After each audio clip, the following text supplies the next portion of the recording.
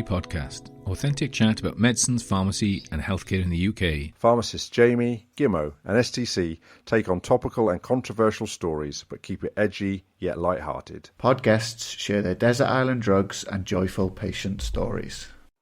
Welcome to episode 7 of the Oral Apothecary. I'm Jamie Hayes. Coming up in today's episode, we're joined by Johnathan Laird. Johnathan is a pharmacist and independent prescriber. His primary role at the moment is owner and publisher at Pharmacy and Practice in Scotland. Our micro discussion will look at the role that Amazon will play in changing healthcare and medicines use within the UK. As usual, Johnathan, as our guest, will get to share a desert island drug, a career anthem, and recommend a book for the Oral Apothecary Library. Before I welcome my two fellow apothecaries, STC and Gimmo, just to say thank you, our listeners, you've been getting in touch to let us know how much you're enjoying the Oral Apothecary podcast. We've got people listening from across the globe, and so welcome to our international listeners. Whether you're out walking the dog, going for a run, on your commute, doing some housework, cooking a risotto, or just relaxing with a drink, and wherever you are in the world, on behalf of the three apothecaries, thank you for all your messages of support and for your engagement on our social media. We're having a lot of fun pulling it all together. We're riding the wave of low expectation. So, talking of low expectations, let me welcome STC in Bournemouth and Gimmo in Cardiff. Welcome both. Gimmo, what have you been up to? Hi Jamie, hi everybody. I was at one of these online conferences today. I was there for a little bit. These online conferences, they're good that we're doing them to keep things ticking over, but they're not the real deal in terms of a conference. But this was quite good. It was the Pharmacy Management Celtic Conference. I could only stay for the morning. One of the speakers, the motivational bit was Larry Morgan. She's an endurance runner.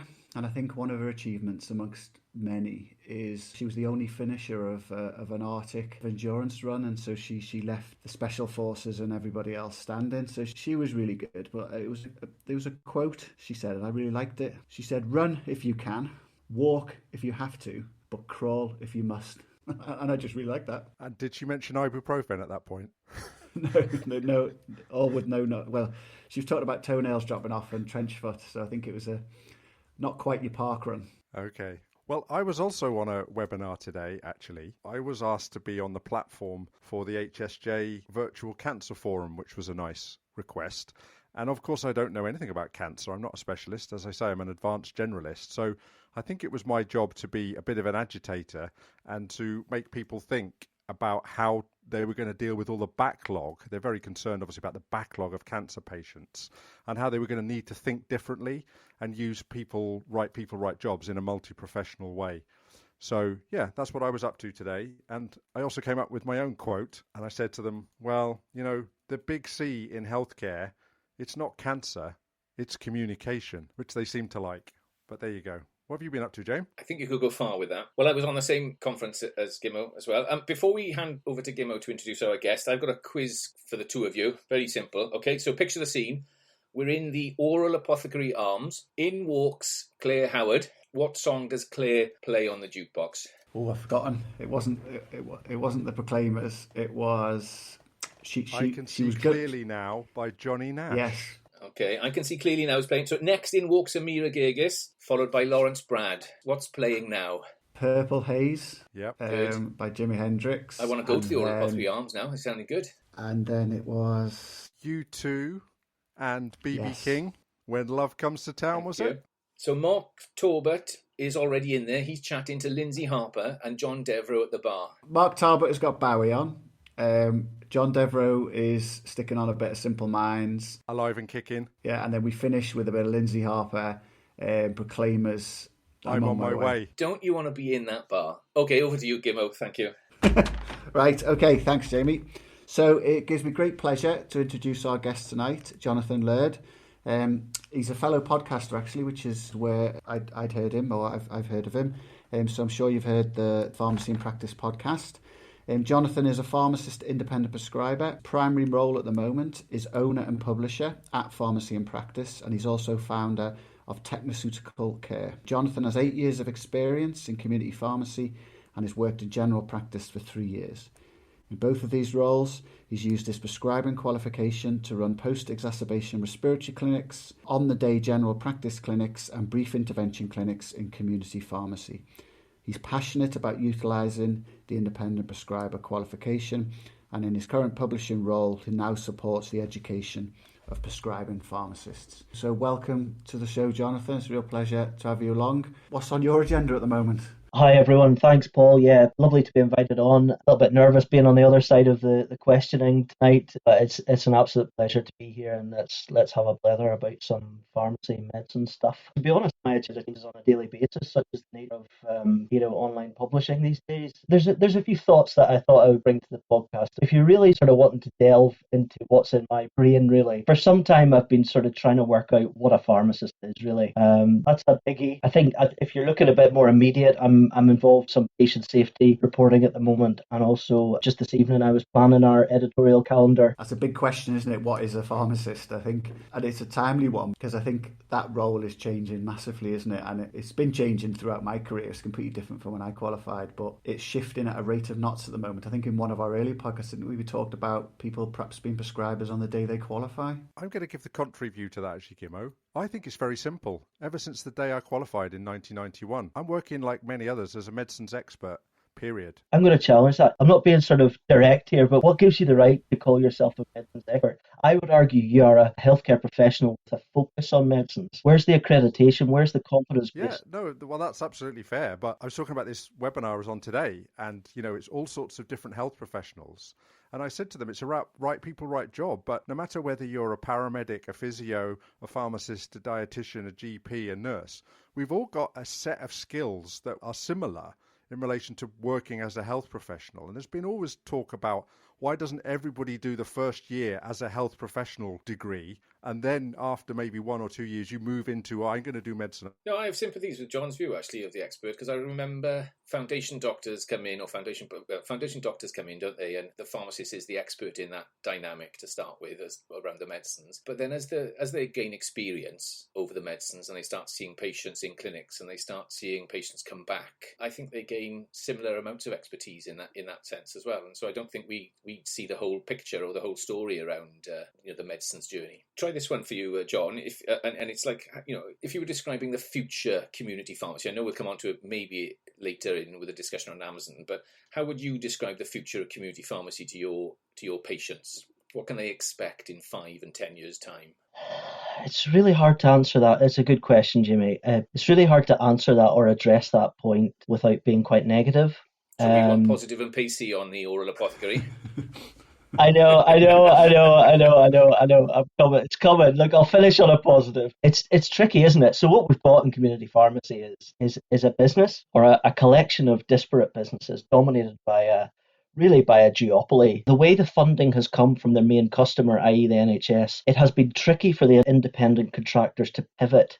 Necessity is the mother of invention, but there's still enough money coming from the dispensing function to hinder that pivot that's required, like we've seen with other industries in the pandemic. So to answer your question, I think if we keep going the way we're going, the patient or customer, in inverted commas, will eventually get what they want. And that's convenience. That's drugs through the letterbox, probably, by drone or whatever. And maybe we're delving into the Amazon chat a bit. That's where my question about what is a pharmacist comes from, because I'm not sure, whilst I think the ethos of, concepts like pharmaceutical care and stuff are really excellent, I don't think they've really been deployed or realised in a way that benefits the profession. And to go back to what you said earlier, Steve, around that what is a pharmacist thing. I think the joy of being in a profession, for me, in the spirit of being positive, is we're a group of like-minded, similarly high-skilled people that in many ways can determine our own destiny. But at the minute, we're not really doing that. And that's why I asked that question, because it's really up to us to decide, but we do need to act. John, can I ask, as an outsider, okay, I've only ever worked in England, I trained beginning in Wales, but when I look in towards what Scotland does, I've always been slightly in awe of what Scotland has done in relation to healthcare, because, some of that stuff that you've had in community pharmacy, which we didn't have in England for a long time, you had all that stuff about realistic prescribing, which is all very multidisciplinary, clinical pharmacologists, physicians, pharmacists, nurses. You've also got, I think, an excellent medication safety agenda in relation to, is it Healthcare Improvement Scotland? And you use driver diagrams, you use theory, and you use patients as well. From where I've sat, I've always thought that Scotland was well ahead in relation to pharmaceutical care and what pharmacists were able to do as medicines experts. Am I wrong? No, you're not. And the vision is there. I mean, Prescription for Excellence said that probably overambitious, really, and unrealistic that every pharmacist should become a prescriber. But you've got to shoot with a vision and see where you end up. What we've got now in Scotland is, in pharmacy terms, I'm not sure about the wider health system, but in pharmacy terms, particularly in community pharmacy, at the moment, there's a very joined up train of thought and good relationships. So the contractor body is on really good terms with government and so on and so forth. The other thing they do in Scotland is, and this is my opinion, not Community Pharmacy Scotland or anybody else's, but I think what CPS have done, Community Pharmacy Scotland, is they've sold the benefit of the network. That's quite an important aspect. And maybe we're delving into Amazon again, but it's the bricks and mortar that they've set. And I don't know how those conversations have gone, and I'm happy to be corrected by Matt and Harry McQuillan, but I reckon what they've said is, look, there are cheaper ways to get your medicines to patients, right? There's cheaper ways for the NHS to do that. But actually, we've got a network that'll do that. Fair enough, it's not the cheapest, but actually we've got all this other stuff. Here we go. We've got a bunch of highly trained pharmacists that are really interested in doing stuff like, independent prescribing and starting to prescribe in the community where people want it.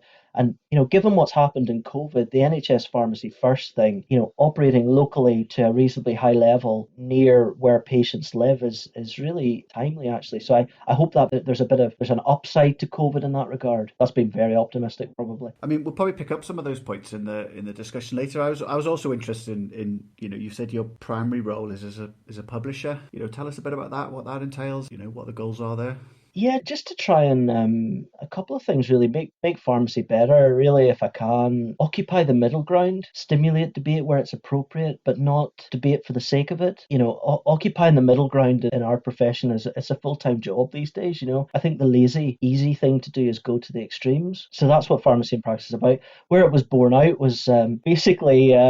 I was a bit disenfranchised at one of my previous roles, so I basically started writing, and off we go.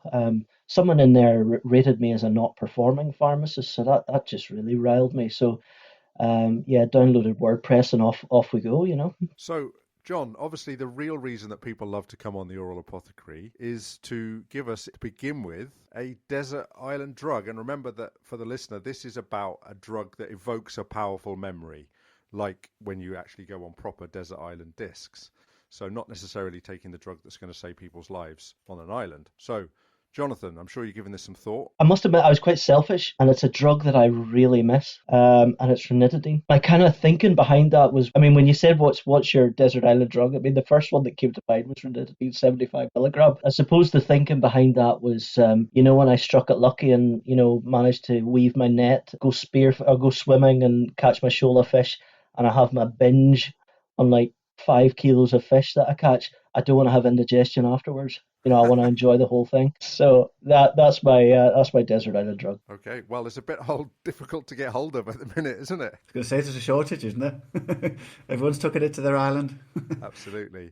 Okay, so what about an anthem then for the Oral Apothecary Spotify playlist that you think defines your career? Because you're a youngling. Well, that's it. Yeah, I haven't been qualified that long, really. I don't know. I was thinking again. I just went with the first one that came into my mind because that's usually the right answer, isn't it? And it was a Northern Irish band because that's where I'm from originally, and it's "Girl from Mars" by Ash. Yeah, good song, good tune. One of the reasons there was that was the first conference. No, it wasn't a conference.